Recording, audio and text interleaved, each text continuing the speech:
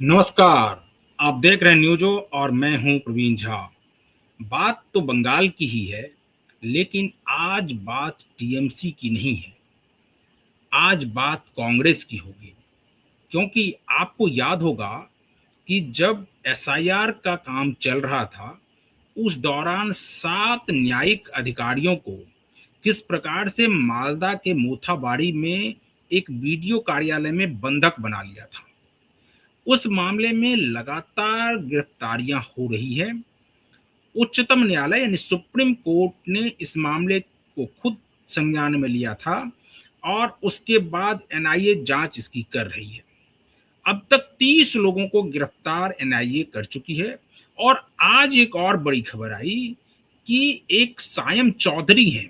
ये कांग्रेस के नेता हैं, वहां से उम्मीदवार भी थे।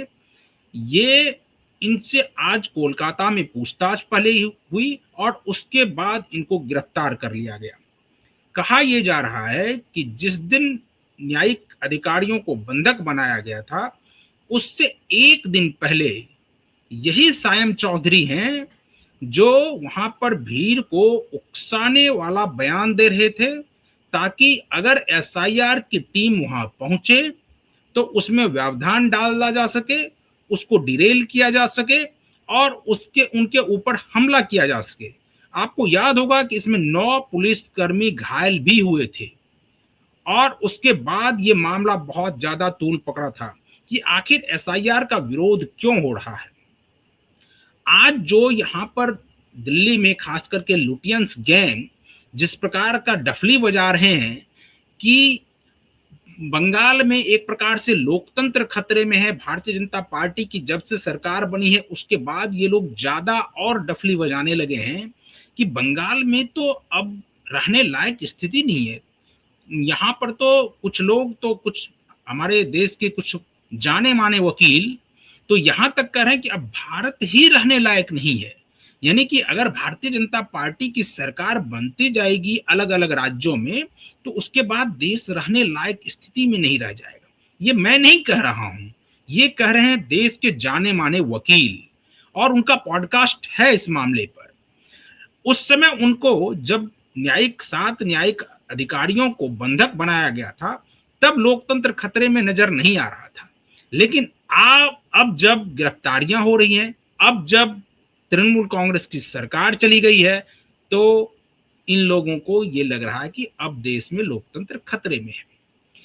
आज जो गिरफ्तारी हुई है ये 30वीं गिरफ्तारी हुई है और इस गिरफ्तारी के बाद अब इसके तार बहुत ज्यादा जुड़ते जा रहे हैं। पहले तो ये तार जुड़ रहे थे सिर्फ तृणमूल कांग्रेस के नेताओं से, लेकिन अब ये तार धीरे धीरे कांग्रेस के नेताओं से भी जुड़ता जा रहा है, क्योंकि ये जो 30वीं गिरफ्तारी हुई है ये कांग्रेस के ही नेता हैं सायम चौधरी। और एनआईए ने जब उनसे पूछताछ की तो उनसे बहुत सारे सवाल किए गए और उन सवालों का जब उनको सही सही या तो आंसर नहीं मिला होगा या जो आंसर मिला होगा उसमें कुछ इनको लग रहा होगा कि इसमें कुछ और भी इनसे निकाला जा सकता है, इसलिए इनको गिरफ्तार कर लिया गया और उनको गिरफ्तार फिर किया गया। तो ये जो गिरफ्तारी हुई है इसका मतलब आप ये समझिए कि जो बंगाल में एसआईआर का जो विरोध हो रहा था वो ना सिर्फ तृणमूल कांग्रेस कर रही थी बल्कि कांग्रेस भी कर रही थी। हालांकि बाद में जो कांग्रेस पार्टी है वो उस तरह से मुखर नहीं रही जिस प्रकार से ममता बनर्जी रही, क्योंकि ममता बनर्जी के बारे में आपको याद होगा कि एसआईआर के विरोध में वो ना सिर्फ कोलकाता हाई कोर्ट में बल्कि वो सुप्रीम कोर्ट तक आई और सुप्रीम कोर्ट में तो खुद उसकी पैरवी के लिए खुद वकील बन गई थी, खुद ममता बनर्जी पहुंच गई थी। हालांकि उस मामले में अलग है कि बार काउंसिल ऑफ इंडिया ने उनसे एक जवाब भी मांगा है कि आपने किस अधिकार के तहत उस गॉन को पहन करके वहां पर आपने जिरह किया, तो उस मामले में अब उनको जवाब वो अलग देना है। लेकिन आप देखिए कि ये लोग आखिर विरोध कर क्यों रहे थे, आखिर क्यों हो रहा था एसआईआर का विरोध। क्या अभी जो जिस प्रकार से एसआईआर के बाद लोग उस समय बांग्लादेश की तरफ जा रहे थे और या अब जब सरकार बनी है भारतीय जनता पार्टी के उसके बाद जो बांग्लादेशी घुसपैठिए हैं वो जो बाहर जा रहे हैं, वो क्या इन लोगों को अच्छा नहीं लग रहा था। इन लोगों को ये लग रहा था कि ये सारे बांग्लादेशी घुसपैठिए जो हैं वो बंगाल में ही रहें, भारत में ही रहें और ये लोग उनका भरण पोषण करें। यानी कि पूरा एक प्रकार से मुस्लिम तुष्टीकरण की राजनीति पर ये लोग टिकी हुई थी, ममता बनर्जी खुद। और इसके अलावा आप देखिए कि उसमें सहयोगी बन रही थी कांग्रेस पार्टी, उसमें सहयोगी बन रही थी वाम दल। तो ये सभी दल जो है वहां पर आखिर क्यों इस प्रकार से बांग्लादेशी घुसपैठियों को संरक्षण दे रही थी? क्या था इसके पीछे का मकसद? क्योंकि ममता बनर्जी के बारे में तो अब बहुत सारे सवाल उत्पन्न हो रहे हैं ममता बनर्जी को लेकर, कि बॉर्डर की फेंसिंग क्यों नहीं ममता बनर्जी होने दे रही थी, क्यों नहीं बीएसएफ को जमीन मुहैया करा रही थी ममता बनर्जी। इस सब के पीछे अब जांच जारी है। अभी हालांकि उस प्रकार से उनके खिलाफ इस मामले में कोई एफआईआर दर्ज नहीं किया गया है, लेकिन आने वाले समय में ऐसा लग रहा है कि ममता बनर्जी के ऊपर अब जो है वो उस ओर भी जांच बढ़ेगी कि आखिर क्या वजह है कि ममता बनर्जी फेंसिंग नहीं होने दे रही थी, बीएसएफ को जमीन नहीं दे रही थी।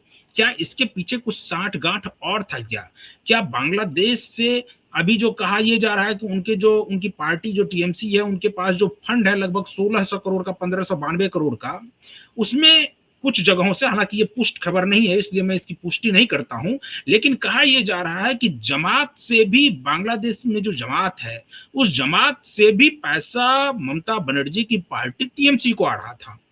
तो अब इसमें कितनी सच्चाई है कितनी नहीं है, इसके बारे में जब जांच होगी उसके बाद पता चलेगा। और यही वजह है कि आप देखिए कि उनके कई सारे अकाउंट को फ्रीज कर दिया गया है, जिसमें कि लगभग 440 करोड़ का जो एचडीएफसी में जमा राशि है उस अकाउंट को तो पूरी तरह से फ्रीज कर दिया गया है।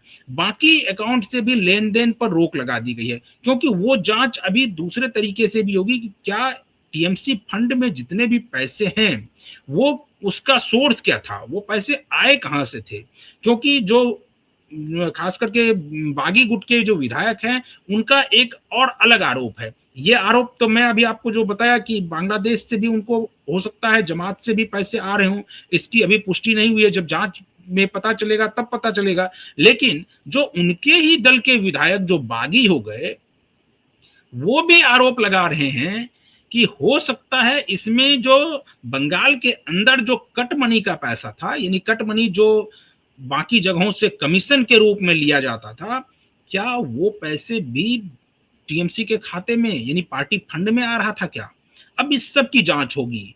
और ये मैं नहीं कह रहा हूं, ना कोई विपक्षी नेता कह रहे हैं, बल्कि ये खुद उन्हीं के नेता कह रहे हैं जो बागी हो गए हैं, जो रीतव्रत बनर्जी गुट में चले गए हैं, जिस गुट के रीत बनर्जी वहां पर करता धरता है, क्योंकि उन्हीं को बनाया गया है नेता प्रतिपक्ष।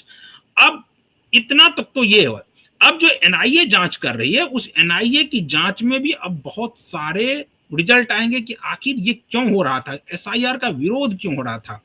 एसआईआर का विरोध सिर्फ इसलिए हो रहा था कि मुस्लिम तुष्टीकरण किया जाए, या इसका कुछ और मकसद था? क्योंकि कहा यह जा रहा है कि इसको पूरा सीआईए फंड कर रहा था, और सीआईए फंड जो है, सीआईए, आईएसआई, ये सब मिल करके ये बंगाल बॉर्डर एरिया जो है वहां पर इन लोगों की गतिविधि ज्यादा देखी जा रही थी। और बांग्लादेशी घुसपैठियों को भारत में जो शामिल कराया जा रहा था उसके पीछे का मकसद ये था कि वहां पर एक प्रकार से डेमोग्राफी चेंज किया जाए। और अगर डेमोग्राफी चेंज हो जाता तो समझ सकते हैं कि यही, आपको याद होगा, यही फिरहाद हाकिम है, जो फिरहाद हाकिम ने कहा था कोलकाता में एक पाकिस्तानी रिपोर्टर को कि आप पाकिस्तान वहां क्यों, यहां कोलकाता में भी मिनी पाकिस्तान है। आपको बहुत जल्द ये देखने को मिलेगा कि जब यहां पर वो लोग, उन लोगों की संख्या बढ़ जाएगी, तब फिर ये लोग जो यहां अभी फिलहाल बहुसंख्यक है उनके ऊपर ये लोग कब्जा करेंगे। यानी कि पूरे बंगाल पर कब्जा जो है एक प्रकार से जो ये बांग्लादेशी घुसपैठिए रहेंगे ये, या एक आप इसको ये कह सकते हैं कि मुसलमानों का कब्जा हो जाएगा। और भारत के मुसलमान नहीं उसमें शामिल है, मैं आपको फिर क्लियर कर दूं कि इसमें भारत के मुसलमान शामिल नहीं है। भारत के मुसलमान अभी भी भारत के साथ हैं और भारत की रक्षा के लिए वो लगातार लगे रहते हैं। लेकिन इसका नेक्सस बहुत बड़ा है, इसका नेक्सस, इसके तार जुड़ रहे हैं आईएसआई से। तो ये जो पूरा नेटवर्क है, ये इसको क्या प्रश्रय ममता बनर्जी दे रही थी? क्या हो सकता है ममता बनर्जी को इसके बारे में जानकारी ना हो, लेकिन अगर वो बॉर्डर को सील नहीं कर रही थी, बॉर्डर पर फेंसिंग नहीं होने दे रही थी, या जमीन बीएसएफ को मुहैया नहीं करा रही थी, तो इससे सवाल तो उत्पन्न ममता बनर्जी के ऊपर भी होता है कि आखिर वो ऐसा क्यों कर रही थी। अब इन सारे सवालों के जवाब एनआईए ढूंढ रही है कि एसआईआर का विरोध क्यों हो रहा था और इसके पीछे की असली वजह क्या है, न्यायिक अधिकारियों को क्यों बंधक बनाया जा रहा था, क्या ये लोग ये चाह रहे थे कि इसी प्रकार से बंधक बना लिया जाए और फिर एसआईआर जो हो रहा है उसको टाल दिया जाए, ताकि एसआईआर नहीं होगा तो फिर से ममता बनर्जी की सरकार बनेगी। क्योंकि जो हर जगह वोट जो है वो आप देखिए कि हर बार इस बार जो है हर विधानसभा में लगभग 25 से 30 हजार वोट कटे हैं और जो अंतर है जीत का लगभग उसी आसपास दिख रहा है। कुछ जगहों पर बहुत ज्यादा अंतर है, लेकिन एसआईआर का असर तो दिखा है इस बार ऐसा नहीं कह सकते हैं कि एसआईआर का असर नहीं दिखा है। हालांकि बहुत सारे और भी मामले हैं जिस प्रकार से कटमनी, लोग परेशान थे, जनता को, खास करके बंगाल की जनता को रोजगार नहीं मिल रहा था, रोजगार, लोग पलायन करने पर मजबूर थे, ये सब मुद्दा तो था ही, लेकिन एसआईआर भी बहुत बड़ा फैक्टर था ममता बनर्जी को सत्ता से हटाने के लिए। आपके पास हम लोग इसी तरह की खबर लाते रहेंगे, तो आप बने रहिए न्यूज़ों के साथ। मुझे दीजिए अनुमति। नमस्कार।